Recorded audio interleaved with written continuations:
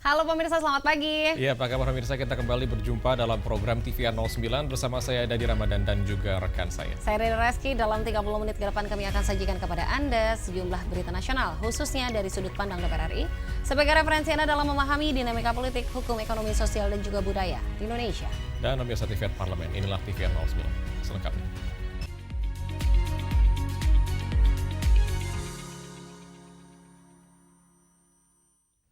Pemirsa, Ketua Komisi 4 DPR RI Siti Hediati Soeharto menerima kunjungan Duta Besar Kerajaan Norwegia untuk Indonesia, Ruud Kruger Givrin, guna memperkuat kolaborasi dalam mendukung pengendalian perubahan iklim, perlindungan hutan, serta pembangunan berkelanjutan melalui kerjasama yang telah terjalin antara kedua negara. Ketua Komisi 4 DPR RI Siti Hediati Soeharto menerima kunjungan Duta Besar Kerajaan Norwegia untuk Indonesia, Ruud Kruger Givrin, guna membahas penguatan di bidang iklim dan kehutanan. Pertemuan ini menjadi momentum untuk memperkuat kolaborasi dalam mendukung pengendalian perubahan iklim, perlindungan hutan, serta pembangunan berkelanjutan melalui kerjasama yang telah terjalin antara kedua negara. Siti Hediati Soeharto menyambut baik Duta Besar Norwegia yang mengapresiasi Indonesia setelah berhasil menurunkan angka deforestasi sebesar 90% sejak tahun 2015.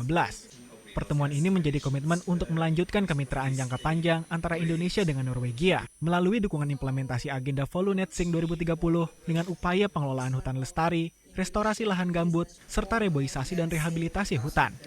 Indonesia mendapatkan bantuan sebesar 216 juta US dollar dari pemerintah Norwegia. Untuk itu kami mengucapkan terima kasih atas bantuan itu. Mudah-mudahan ke depan kita bisa menjaga deforestasi ini tidak terulang lagi dan kita berhasil untuk menurunkan emisi gas rumah kaca yang ini penting karena Indonesia adalah salah satu paru-paru dunia ya, jadi ini penting sekali supaya kita tidak ada kebakaran hutan, kemudian penggundulan hutan itu tidak terulang kembali. Duta Besar Norwegia menilai Indonesia memiliki potensi besar dalam mengembangkan sumber daya pangan dari laut sehingga kerjasama kedua negara diharapkan dapat mendukung agenda ketahanan pangan dan ketahanan energi secara berkelanjutan. Esa dan Kiki, TVR Parlemen melaporkan. Pemirsa, Komisi 3 DPR RI menerima aspirasi dan juga pengaduan masyarakat terkait kasus sengketa tanah di Makassar melalui rapat dengar pendapat umum serta mengawal pelaksanaan putusan pengadilan yang sudah berkekuatan hukum tetap demi menjamin kepastian hukum dan juga keadilan bagi masyarakat.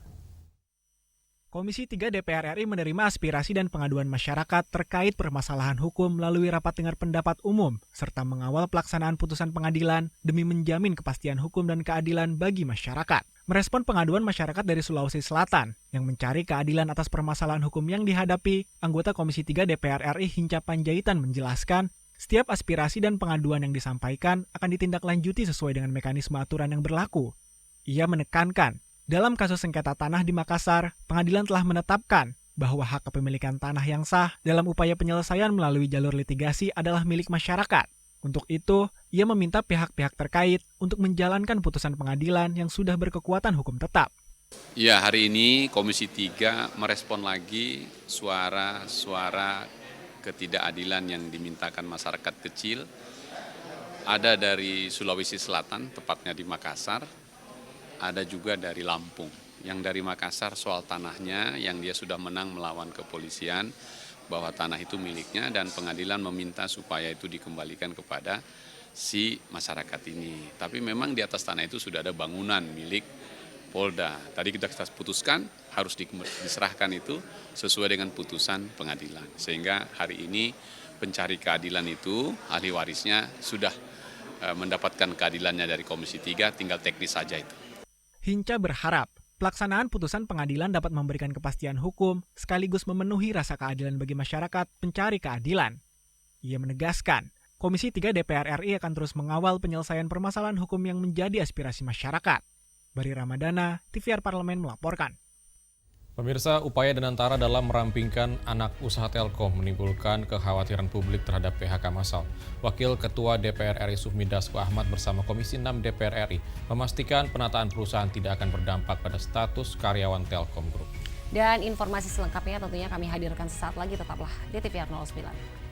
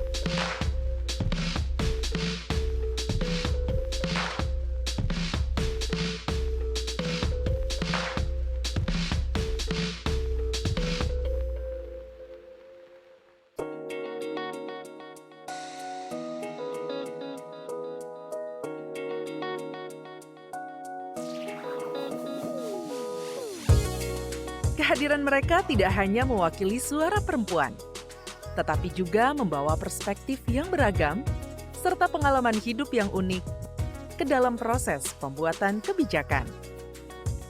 Saksikan Perempuan Parlemen hanya di TVR Parlemen. Yuk kita kenalan dengan anggota DPR RI periode tahun ini. Dari depan kursi, di balik kursi, gini, di balik kursi. Aku ingin menjadi sesuatu yang mungkin bisa kau rindu. Acap kahiji, rukun sakabena, gitulah pokok nama. Semakin penasaran kan bagaimana kiprah karir politiknya? Hanya di TVR Parlemen.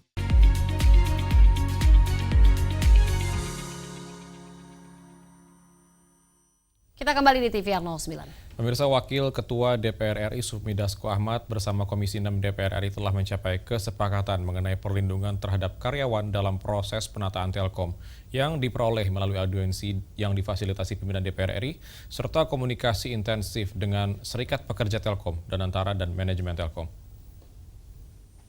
Upaya Danantara dalam merampingkan anak usaha Telkom menimbulkan kekhawatiran publik terhadap pengurangan karyawan alias pemutusan hubungan kerja atau PHK massal.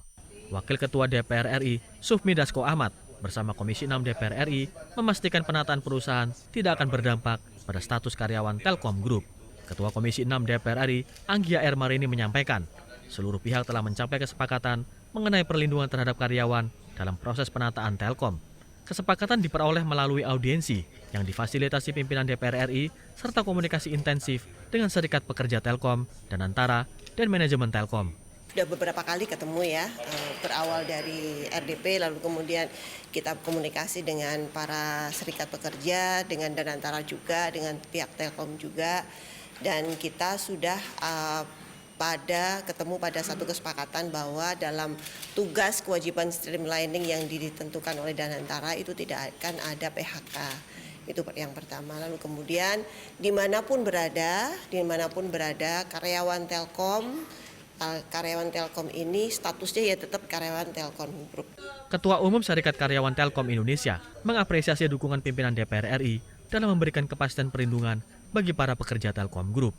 Tentunya terima kasih yang sebesar-besarnya kepada pimpinan DPR, Bang Dasko, kemudian Bu Anggi dan Bang Ade di pimpinan Komisi 6, yang tentunya tadi juga ada komitmen bahwa mereka, teman-teman dari Komisi 6 akan ikut terlibat mengawal setiap staging dari kesepakatan-kesepakatan yang akan ditandatangani. Afiah dan Denus, TVR Parlemen melaporkan. Pemirsa, atasi tingginya gelombang PHK di dalam negeri, Komisi 9 DPR RI mendorong Kementerian Perlindungan Pekerja Migran Indonesia mengoptimalkan anggaran penempatan melalui diplomasi yang lebih agresif. Tingginya gelombang PHK di dalam negeri menjadi peringatan serius bagi pemerintah untuk segera membuka lebih banyak peluang kerja di luar negeri. Komisi 9 DPR RI mendorong Kementerian Perlindungan Pekerja Migran Indonesia mengoptimalkan anggaran penempatan melalui diplomasi yang lebih agresif. Dalam evaluasi anggaran tahun 2025, Komisi 9 DPR RI menyoroti serapan anggaran penempatan pekerja migran yang baru mencapai 75%. Anggota Komisi 9 DPR RI Irma Suryani menilai sisa anggaran penempatan harus dimanfaatkan untuk memperluas akses kerja bagi masyarakat, terutama para korban PHK. Menurutnya, Kementerian PMI harus aktif berkoordinasi dengan Kedutaan Besar Indonesia di berbagai negara untuk menjemput peluang penempatan pekerja. Harusnya Pak Menteri berkoordinasi dengan seluruh kedutaan besar di dunia, ya. Nah, karena kami dalam kunjungan kerja beberapa kali kunjungan kerja, sebetulnya banyak lowongan pekerjaan walaupun tidak banyak ya, tidak banyak seperti di Hong Kong, di Korea dan di Jepang, tapi cukup bagus untuk bisa ditindaklanjuti. Nah, jadi berapapun tenaga kerja yang dibutuhkan di sebuah negara, harusnya Kementerian PMI ini jemput bola, menindaklanjuti. Sehingga teman-teman yang sudah punya pengalaman kerja, kemudian ter-PHK itu bisa tersalurkan. DPR juga mendesak aparat penegak hukum menutup seluruh jalur pemberangkatan ilegal yang kerap memicu kasus eksploitasi dan perdagangan orang di luar negeri. Dari Jakarta, Handoko, TVR Parlemen melaporkan. Komisi 10 DPR RI mendorong Kementerian Kebudayaan perkuat tata kelola kelembagaan melalui percepatan reformasi birokrasi dan penguatan sistem pengendalian internal. Langkah tersebut dilakukan agar peningkatan tugas dan anggaran kementerian diiringi dengan akuntabilitas serta kinerja kelembagaan yang semakin kuat. Komisi 10 DPR RI mendorong Kementerian Kebudayaan perkuat tata kelola kelembagaan melalui percepatan reformasi birokrasi dan penguatan sistem pengendalian internal.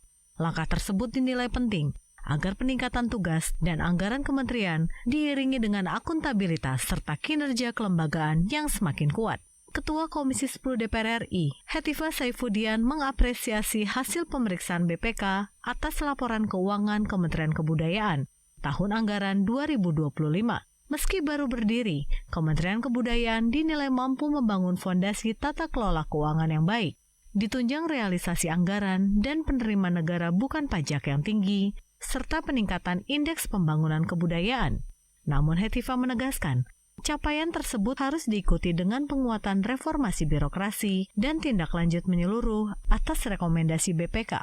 Saya kira ini menjadi satu fondasi yang bagus Pak Wamen untuk membangun tata kelola kelembagaan Kementerian Kebudayaan yang kita banggakan untuk semakin kuat. Nah tadi juga semua teman-teman sudah menyampaikan berbagai hal yang perlu menjadi perhatian Kementerian Kebudayaan. Sistem pengendalian intern pemerintahnya perlu diperkuat, reformasi birokrasi di situ juga memang perlu dipercepat Pak Ses, supaya sejalan dengan peningkatan tanggung jawab yang memang diberikan kepada Kementerian Kebudayaan. Selain itu, tentunya kita semua sepakat semua rekomendasi dari BPK.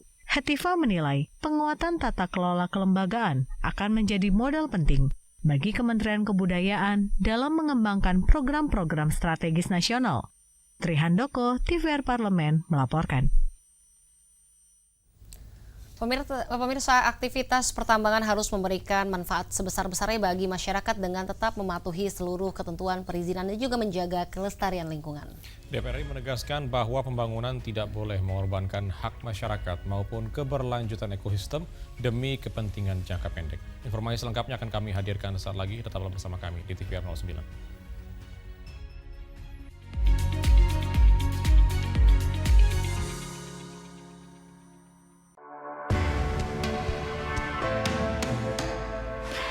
Dari ruang sidang Senayan, Jakarta, menyajikan liputan langsung kinerja DPR RI.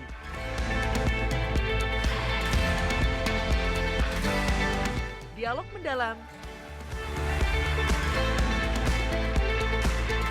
investigasi, dan profil wakil rakyat.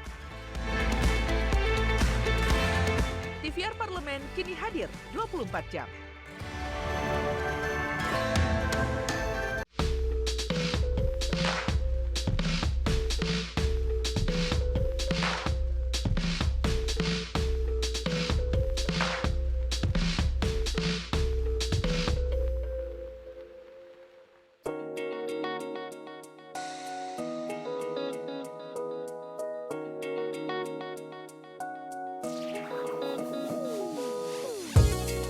Kehadiran mereka tidak hanya mewakili suara perempuan, tetapi juga membawa perspektif yang beragam serta pengalaman hidup yang unik ke dalam proses pembuatan kebijakan. Saksikan Perempuan Parlemen hanya di TVR Parlemen. Hai, sekarang kamu bisa menyaksikan program-program TVR Parlemen di First Media, channel 18 ya. Yuk kita kenalan dengan anggota DPR RI periode tahun ini. Dari depan kursi, di balik kursi.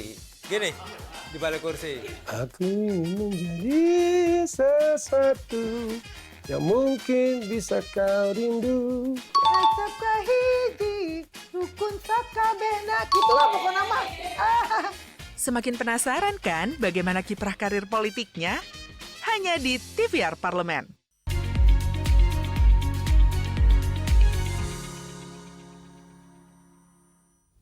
Kembali di TVR 09. Pemirsa, DPR RI terus mengawal tata kelola sektor pertambangan agar berjalan sesuai aturan. transparan dan juga bertanggung jawab terhadap lingkungan serta masyarakat di sekitar wilayah tambang. Kepatuhan terhadap perizinan merupakan fondasi penting untuk mencegah konflik, kerusakan hutan, dan kerugian negara. Simak liputan mendalam yang telah dikemas tim redaksi TVR Parlemen dalam segmen editorial Parlemen berikut ini.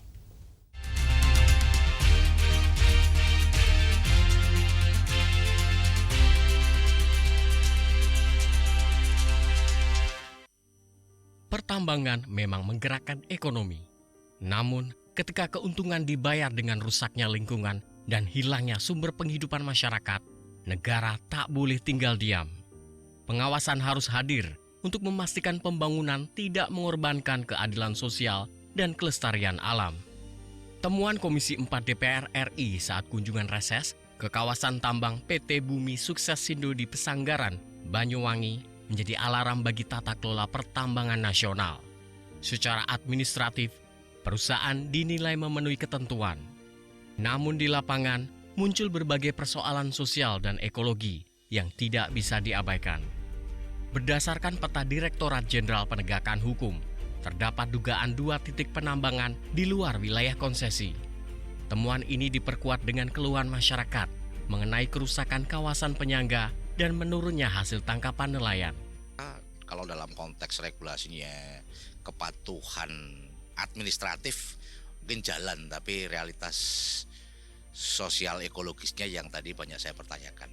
Saya kira tadi kita berterima kasih, masyarakat memberikan masukan secara objektif, dan itu tentu tadi juga Bu Ketua sampaikan akan kita tindak lanjuti dalam rapat kerja. Tapi satu hal yang penting juga, tadi saya menyampaikan satu peta di mana di situ ditemukan BSI melakukan penambangan di luar konsesinya.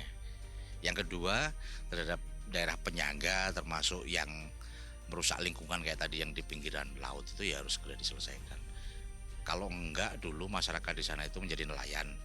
Nelayan kemudian menghilang karena hasil tangkapannya yang kecil.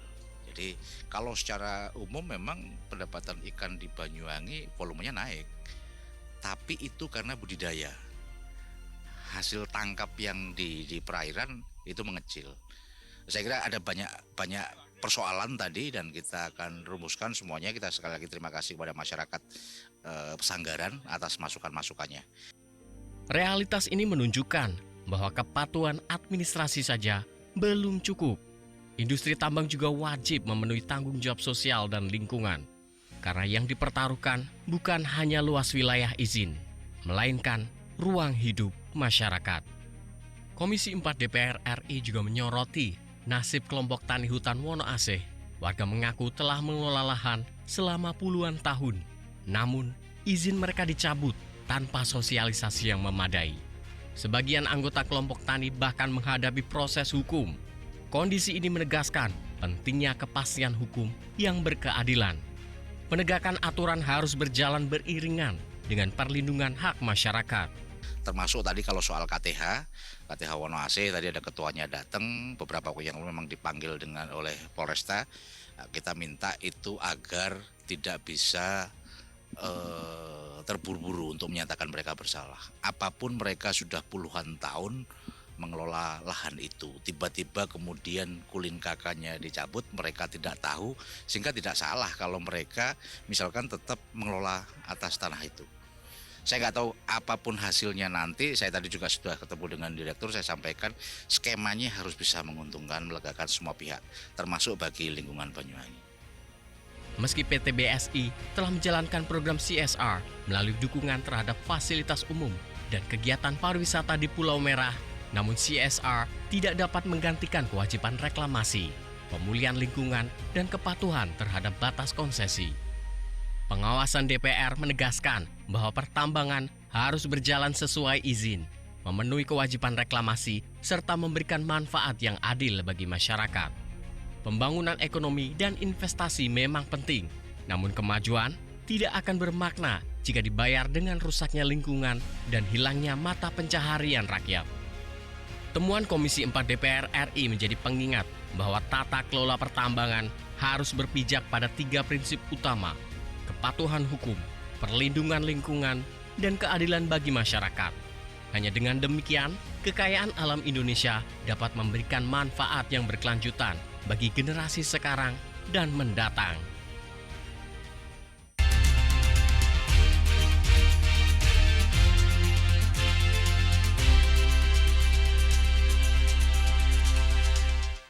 Pemirsa, Indonesia memang dikenal sebagai negara yang memiliki keanekaragaman hayati yang luar biasa. Setiap pulau menyimpan satwa endemik dengan keunikan masing-masing. Nah, kali ini kita akan mengajak Anda mengenal salah satu primata paling ikonik dari Pulau Kalimantan. Siapakah pemilik hidung besar ini? Jangan kemana-mana, tetaplah bersama kami di TV 09.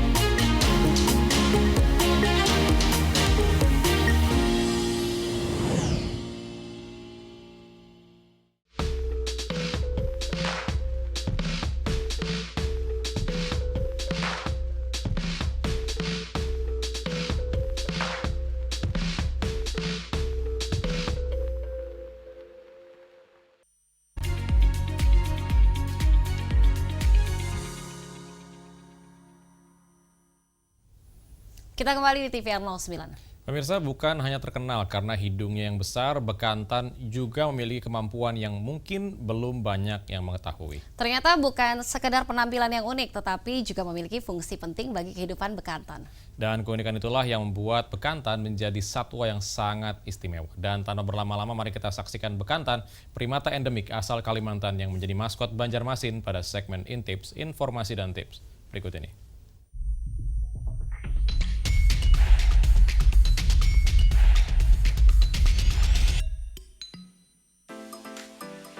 Indonesia memiliki kekayaan satwa liar yang menjadi kebanggaan setiap daerah.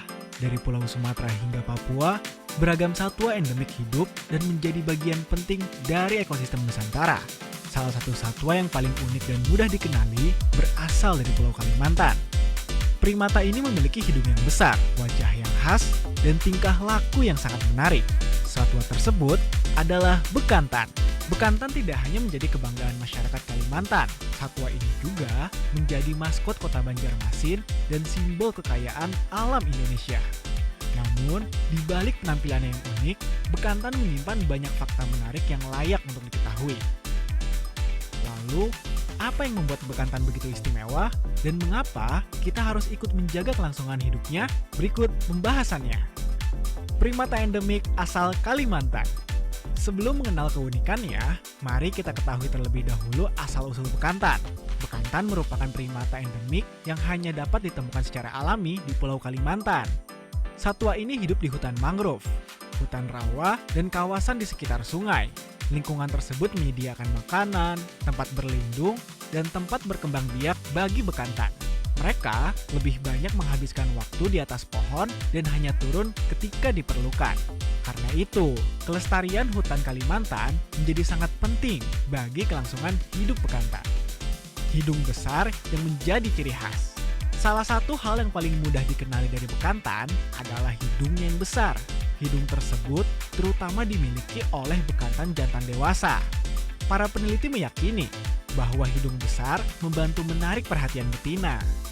Selain itu, hidung tersebut juga membantu memperkuat suara saat bekantan berkomunikasi. Keunikan inilah yang membuat bekantan mudah dikenali oleh masyarakat di seluruh dunia.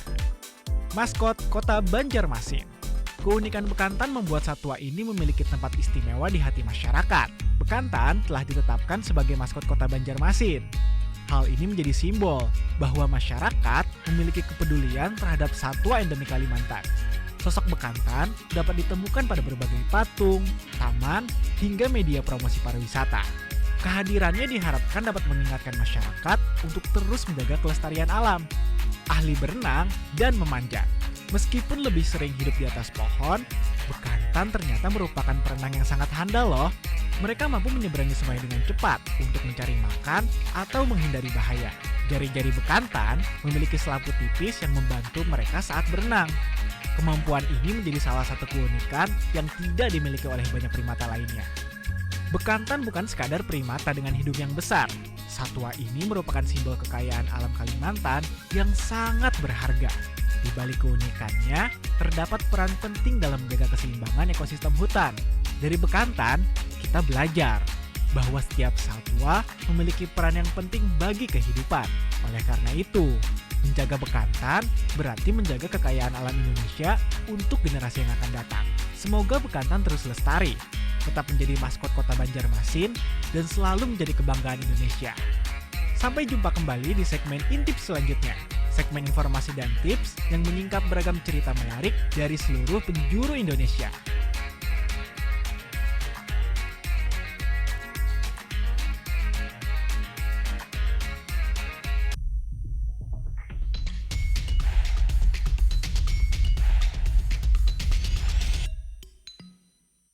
Dan pemirsa, informasi tadi sekaligus menutup jumpa kita pagi ini, dan penghujung acara kami informasikan kepada Anda bahwa saat ini DPR RI sedang memasuki masa reses di mana seluruh anggota Dewan kembali ke daerah pemilihannya masing-masing untuk melaksanakan fungsi representasi DPR, menyerap serta menindaklanjuti dan memberikan pertanggungjawaban kepada konstituen di daerah pemilihannya. Dan tentunya pemirsa, sejumlah agenda dan juga kegiatan DPR RI lainnya dapat Anda akses di website kami tvrparlemen.dpr.go.id atau melalui kanal YouTube kami TVR Parlemen.